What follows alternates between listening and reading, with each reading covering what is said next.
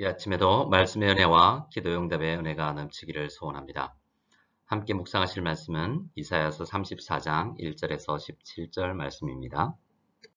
같이 말씀 읽겠습니다. 열국이여 너희는 나와 들을지어다. 민족들이여 귀를 기울일지어다. 땅과 땅에 충만한 것, 세계와 세계에서 나는 모든 것이여 들을지어다. 대저 여호와께서 열방을 향하여 진노하시며 그들의 만군을 향하여 분내사 그들을 진멸하시며 사륙당하게 하셨은즉 그 사륙당하는 자는 내던진 바 되며 그 사체의 악취가 솟아오르고 그 피에 산들이 녹을 것이며 하늘의 만상이 사라지고 하늘들이 두루마리같이 말리되 그 만상의 쇠잔함이 포도나무 잎이 마름 같고 무화과 나무 잎이 마름 같으리라. 여호와의 칼이 하늘에서 족하게 마셨은즉 보라 이것이 에돔 위에 내리며 진멸하시기로 한 백성 위에 내려 그를 심판할 것이라. 여호와의 칼이 피 곧 어린 양과 염소의 피에 만족하고 기름 곧 순양의 콩팥 기름으로 윤택하니 이는 여호와를 위한 희생이 보스라에 있고 큰 사륙이 에돔 땅에 있음이라. 들소와 송아지와 수소가 함께 도살장에 내려가니 그들의 땅이 피에 취하며 흙이 기름으로 윤택하리라. 이것은 여호와께서 보복하시는 날이요 시온의 송사를 위하여 신원하시는 해라. 에돔의 시내들은 변하여 역청이 되고 그 티끌은 유황이 되고 그 땅은 불붙는 역청이 되며 낮에나 밤에나 꺼지지 아니하고 그 연기가 끊임없이 떠오를 것이며 세세에 황무하여 그리로 지날 자가 영영이 없겠고 방아새와 고슴도치가 그 땅을 차지하며 부엉이와 까마귀가 거기에 살 것이라.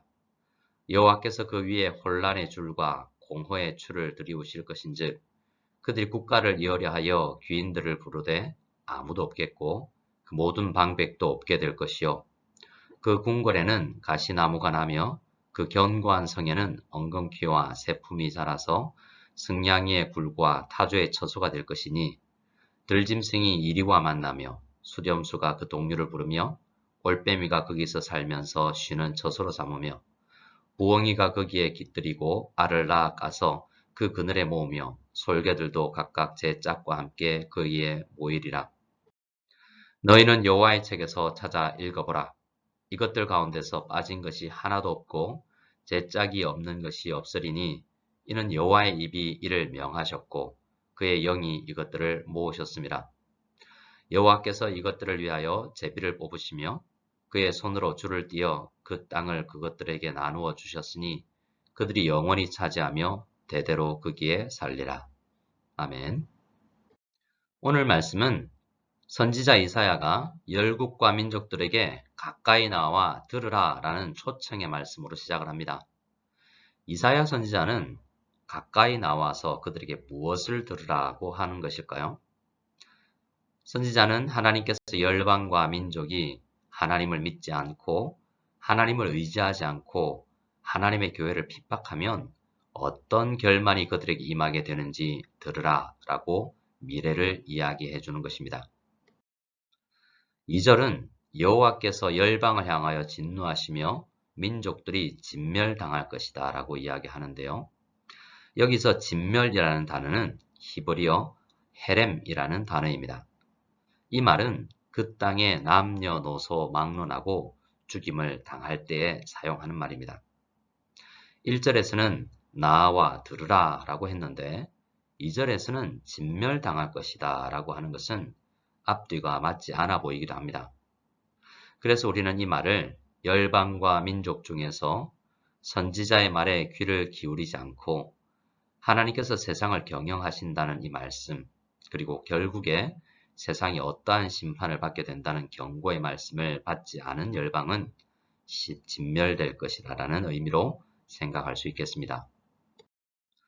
3절 말씀을 보면 하나님을 향하여 지은 열방의 죄가 얼마나 큰지 그들이 진멸당하고도 그 이후로 그대로 장례가 치루어지지 않고 방치되어서 그 사체가 썩어갈 것이다 라고 말합니다. 참으로 비참한 미래의 모습을 이사야 선지자는 말하고 있는 것입니다. 그러면 이사야 선지자는 이것을 과장하여 설명하는 것일까요? 성경은 그렇지 않다라고 이야기합니다. 선지자는 16절 말씀에서 후일에 얼마나 정확히 이 예언의 말씀들이 이루어지는지 분명히 알 수 있지 않냐고 우리에게 질문하고 있는 것입니다. 그날은 여호와께서 직접 칼로 이 심판을 행하실 것이다 라고 말합니다. 5절 말씀을 보면 열방이 아니라 에돔이라는 나라로 특정하고 있죠. 선지자는 분명 열방이 진멸을 당할 것이다 라고 했었죠. 그래서 우리는 에돔이라는 한 나라를 지적하여 말씀하시지만 에돔처럼 모든 열방도 하나님을 대적하면 진멸될 것이다 라는 말씀으로 이해하면 되겠습니다. 그날에는 에돔으로 대표되는 모든 하나님을 대적하는 세력들이 진멸을 당하되 마치 제사를 위해서 양과 염소가 죽임을 당하는 것처럼 될 것이다 라고 말하고 있습니다. 에돔의 심판을 말하면서 제사 용어를 사용하는 것은 에돔이 자기가 잘 먹고 잘 살려고 형제 국가인 유다를 침공한 것이 마치 유다 나라를 제물로 바쳐서 자신들이 잘 살려고 했던 그들의 우상숭배적 마음을 표현하고 있는 것입니다. 선지자는 8절에서 에돔의 심판의 날을 설명하면서 하나님이 유다의 원수를 보복하시는 날이라고 말합니다. 하나님이 화가 나셨는데 그 이유가 에돔이 하나님의 백성 유다를 너무나 괴롭히고 핍박했기 때문이라는 것입니다. 시편 137편의 성도들의 기도가 응답되는 날이라고도 할 수 있겠습니다. 시편 137편은 이사야 선지자가 살던 시대보다 후일에 기록된 말씀이라는 것을 생각해 보면 에돔이 심판을 받는 날은 오랜 시간 이후이긴 합니다. 그만큼 하나님이 회개할 기회를 그들에게 주시는 것이죠. 그리고 시편 137편은 유다 백성들이 바벨론으로 포로로 끌려가서 바벨론 포로 수용소에서 노래로 지어 만든 한 많은 기도입니다. 바벨론에 의해서도 핍박을 받았지만 에돔은 바벨론이 남유다를 침공할 때 바벨론을 도와서 함께 유다를 침략했었습니다. 에돔이 그들에게 행한 이 고통을 남유다 성도들은 그 포로처에서 하나님께 울며 기도로 올려드렸던 것입니다. 하나님은 언젠가 그 기도를 들으시고 끝내 에돔이 회개하지 않으면 심판을 하실 것이다 라는 예언을 지금 이사야 선지자는 하고 있는 것입니다. 9절에서 15절까지의 말씀은 하나님의 심판을 받은 에돔이 어떤 처지가 될지를 설명하는 부분인데요. 12절까지만 살펴보겠습니다. 에돔의 시내들, 에돔의 강들은 역청같이 되어 생명력을 상실할 것이라고 합니다. 땅도 마찬가지라고 하죠. 10절 말씀에는 그 심판이 얼마나 혹독하고 지속적일지를 말하기 위해서 낮에나 밤에나 세세에 영영이와 같이 오랜 시간을 의미하는 단어들을 여러 번 사용하고 있습니다. 한때 풍요로운 땅이 황무지같이 될 것이라는 말입니다. 그리고 그 땅에는 사람은 없고 짐승들만 사는 땅이 될 것이라고 예언합니다. 사람이 도저히 살 수 없는 땅이 될 것이라는 말이기도 하고 그 땅에 살던 사람들이 다 진멸될 것이라는 말이기도 합니다. 12절에서 그 땅에서 귀인들을 불러도 방백을 불러도 아무 대답을 하지 않을 것이라고 하는 말이 바로 그러한 의미인 것입니다. 1절에서 선지자는 사람들에게 가까이 나와서 선지자가 전하는 마지막 때의 예언에 귀를 기울이라 라고 요청을 했었죠. 그리고 16절 말씀에서 에돔에 대한 예언을 마무리하면서 열방에 대한 예언을 마무리하면서 여호와의 책에서 찾아 읽어보라 라고 요청하고 있습니다. 이 두 요청은 같은 의미라고 할 수 있겠습니다. 선지자는 왜 나와 들으라고 말하고 여호와의 책에서 찾아 읽어보라 라고 하는 것일까요? 그것은 이 문제가 인생에서 아주 중요한 문제, 가장 중요한 문제이기 때문입니다.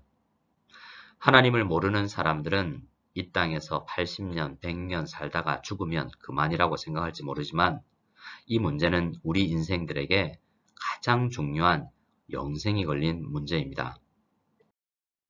성경 말씀이 아니라 하더라도 하나님께서 지으신 이 광활한 우주에 티끌과 같은 지구라는 행성에서 사는 우리를 생각해 보면 죽음 이후의 시간도 영원할 것이라는 것을 우리는 이성으로도 유추해 볼 수 있지 않겠습니까?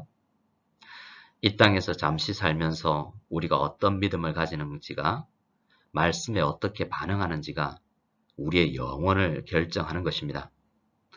그래서 우리는 오늘 선지자가 말하는 말씀에 귀를 기울이고 여호와의 책에 기록된 말씀들을 찾아보아야 합니다. 그러면 여호와의 책은 정확하게 어떤 책일까요? 어떤 학자들은 모세오경이라고도 하고 어떤 학자들은 앞선 선지자들의 예언이라고도 합니다. 그리고 선지자 이사야가 앞서 전한 이 이사야 선지자의 앞선 예언의 내용이라고도 합니다.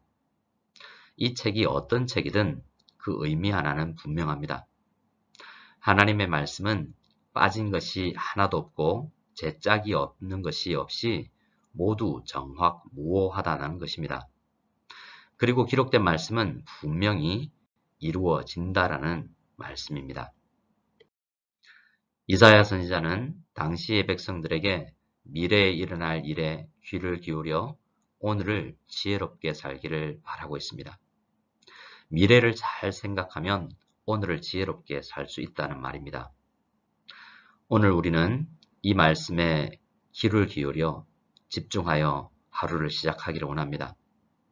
우리는 과거에 이미 이루어진 말씀 성취의 역사를 보면서 그리고 앞으로 이루어질 미래에 대한 예언의 말씀에 귀를 기울이며 오늘 하루를 지혜롭게 살아야 되겠습니다.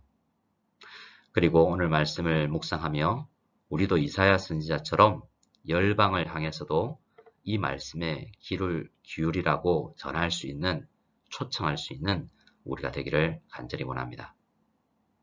우리 같이 주기도문으로 예배를 폐하겠습니다. 하늘에 계신 우리 아버지여, 이름이 거룩히 여김을 받으시오며 나라가 임하시오며 뜻이 하늘에서 이루어진 것 같이 땅에서도 이루어지이다. 오늘 우리에게 일용할 양식을 주시옵고 우리가 우리에게 죄 지은 자를 사하여 준 것 같이 우리 죄를 사하여 주시옵고 우리를 시험에 들게 하지 마시옵고 다만 악에서 구하시옵소서.